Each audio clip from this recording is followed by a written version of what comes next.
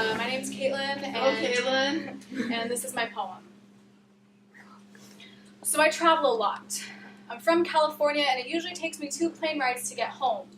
And on these flights, I've seen some pretty disgusting stuff. Like the food they try to sell you, people having to navigate through bodies just to get to the bathroom, and the seats being so close together that I have no choice but to sit next to not a man, but next to this overwhelming stench of masculinity. We all know that the person in the middle seat gets both armrests, so why am I calculating the angles to move my arm and land my elbow so as to not hit a man that is overstepping his boundaries? When this happens, I think that men assume that they have no boundaries, and instead, I think that, no. Sorry. I think that it is impossible to not see me swerving on a road that should be straight, but then I think of all the ants I have not seen who die underneath my footsteps. I think of the time that the man who sat in the middle seat must have fallen asleep with the weight of the world on his shoulders, because soon he lost his balance and tilted over onto me. I think for a moment that I should wake him and tell him to move, or wait for him to wake up and ask him to not come onto my seat again.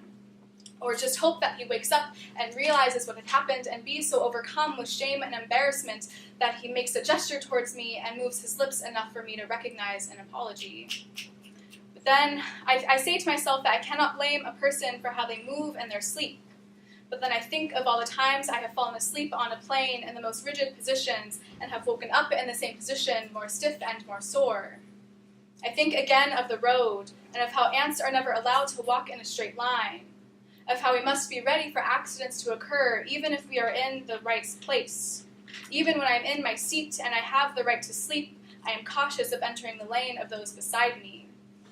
I think that the man next to me worries not of causing an accident, so instead of saying anything to him, I sit. I sit with anger whirling through the lines of my fingerprints, following the path of circle, the rhyme of no beginning, no end. I sit, grateful that he wasn't sitting next to a girl too young to understand man's folly. I sit, so that I may now stand and say that if you really think more is better, more space for legs, more room for necks, I will be more. I will be more hair, more skin, more blood than any man, and you may tell me quality over quantity, but I will tell you that anything that comes from a body so pure is damn good quality. Woo! Woo! Woo!